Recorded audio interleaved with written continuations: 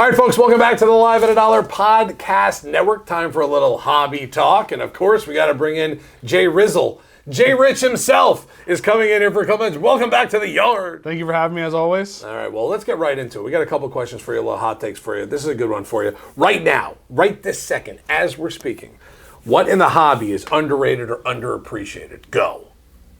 Right now. The most underrated, underappreciated thing in the hobby right now is set collecting. Okay.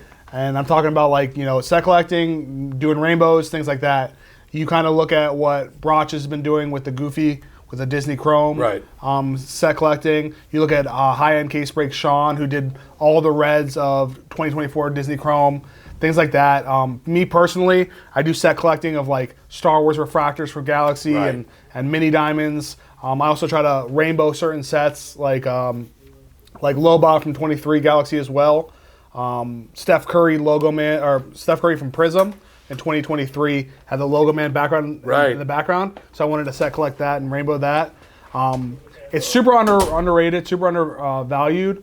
I think it's really fun to do for the hobby. I think it keeps you up to date with comps. I think it keeps you engaged. It gives you something to do, something to chase. Like that Lobot, it took me a year to get almost the full rainbow. I was just missing the superfractor. Right. And someone in Southeast Asia had it and was not letting it go.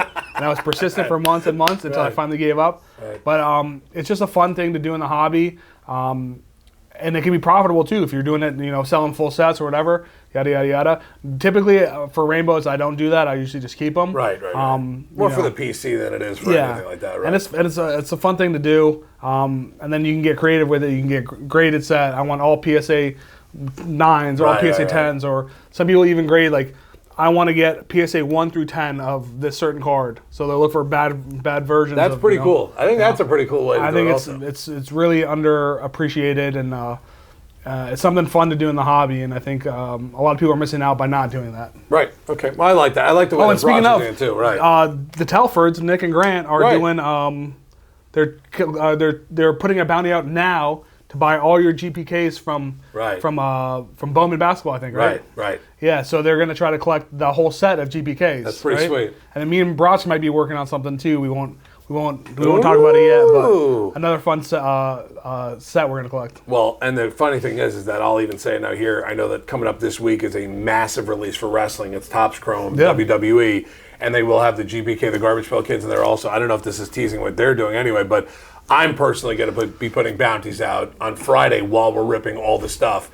Anyone that hits one that day, I'm going to try to go home with it that day also. I'm not going to let anyone try to go home with those that day. I think there's a really cool, it brings me back to when I was a kid, and I'm 46, so it was a long time ago. The GPK first set. Garbage Pail Kids, first series, first edition. I remember standing in line with my dad at some coffee shop in like Sunrise because they had boxes of these things, and there was a 5-pack max that you could actually buy at a time because they only had like 3 or 4 boxes. Really?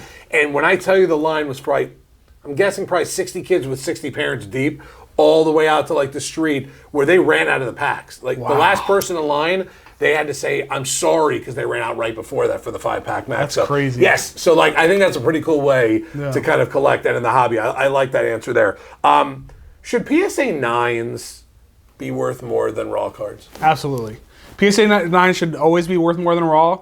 I don't know how we got here, but over the past 3-4 years, it's been consistently becoming more equal in value, which it shouldn't be, because raw cards can be 9s, they can be 10s, they can be 6s, they can be 5s. When you have a PSA 9 already, you know the condition of that card. You know it's a mint 9, right? You went through the process of going through PSA, you spent time waiting for the grade, you did the prep, you did all that, you got it back. This is a PSA 9. There's in no world, and you pay for it. There's no world where a raw card pack fresh should be more than a PSA 9. A graded card, right? Because they could look good to you with a naked eye, but then when you go to grading, that what you think is a gem is a 9. Or worse, an 8. Or worse, an 8, right? Which has happened, it happens all the time.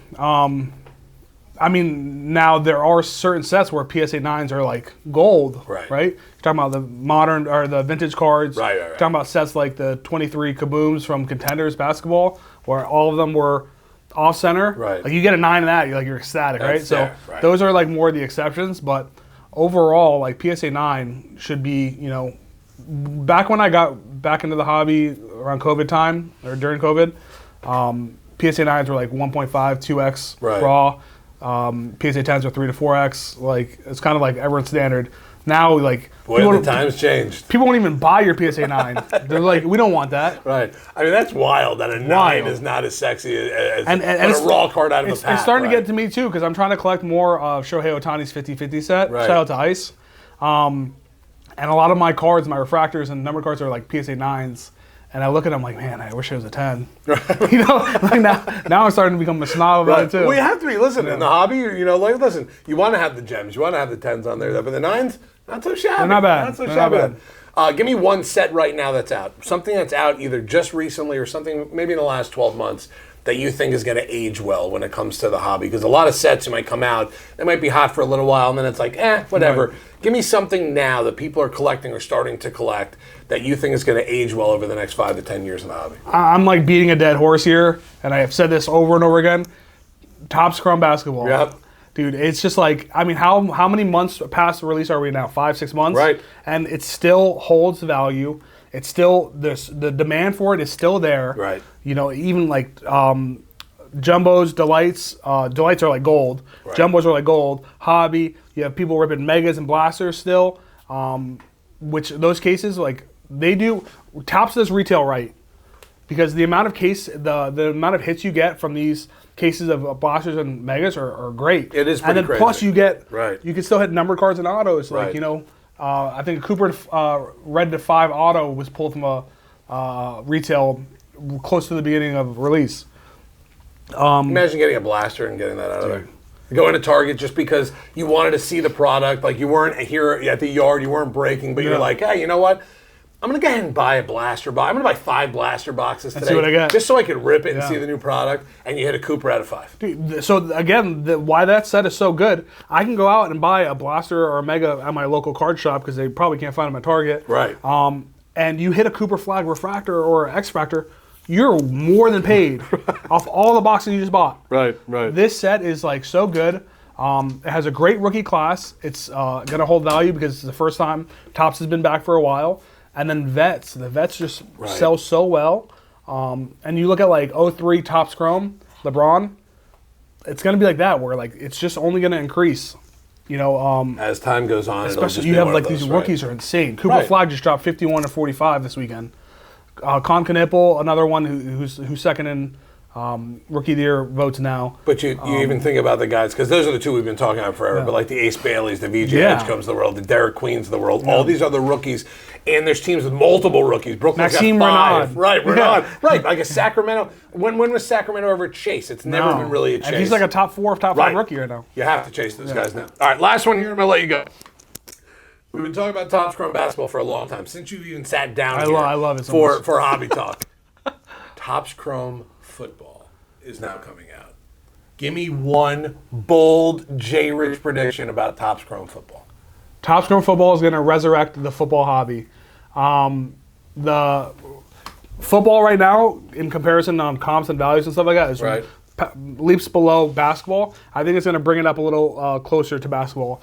And the reason why are these premier patch autos that are coming out. The people are going to chase. They're going to go crazy. You know, you have the MVP, the Rookie of the Year, defensive Rookie of the Year. The gold ones. Right. I think those will go nuts. The case hits that they've been showing and showcasing are insane. The Patty Mahomes one I saw today, like, made me drop my jaw. It's a really good rookie class that didn't get as much hype as it needed to with the past releases. I think Topps Chrome is going to do a great job as long as the QA and QC is the same as basketball, which is great. I think it'll do great. The case hits are worth chasing. The autos and then the premier patches are going to go absolutely insane. I think this is going to be like the biggest football release that we've seen in a long, long time because no one's really gotten excited about a product in football in a long, long time. Even with Flawless and Eminence, people didn't like go crazy after it. You just knew what was coming out every exactly. This is something brand new. Brand this new. Is something where they're going to try to obviously go big on this too. And like you said, the premier patches.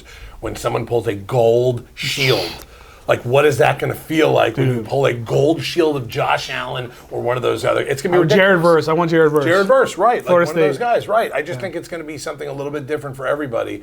And what we've seen from Topps Chrome basketball, if it's even close to where Topps Chrome football is going to be, we're going to be talking about another product that we're going to be talking about for another decade at this point. I think the set, they just did such a good job with the design, with the hit rates, with the case hits, things like that. I think it can't lose. It's going to be a winning product. And I really can't wait for it next week. It's going to be a lot. It's going to be a lot of fun here in the yard. Yeah, FDI comes out. Yep. Probably get it the Tuesday, and then Wednesday Hobby and Delight and Jumbo. All that. Be a couple of nice days here in the yard for the people as well. That's good. I think we were really hyped about basketball, but I wasn't prepared for how good that product actually is, which makes me more hyped for football. Right, yeah, because we basically know all the rookies so far. It's not like we're waiting for them. They've already played that year. We're going to see the Darts of the world. We're going to see Shadors. We're going to see the Tyler Shucks of the world, who probably is going to be one of the most underrated in this product. Oh, for sure. We're talking about QB1 now for this team, so that's good. All right, Topps Chrome football coming out. We're going to have a fun time with that as well. It's going to be a lot of fun there. All right, thank you again for Hobby Talk, Jay Rizzle.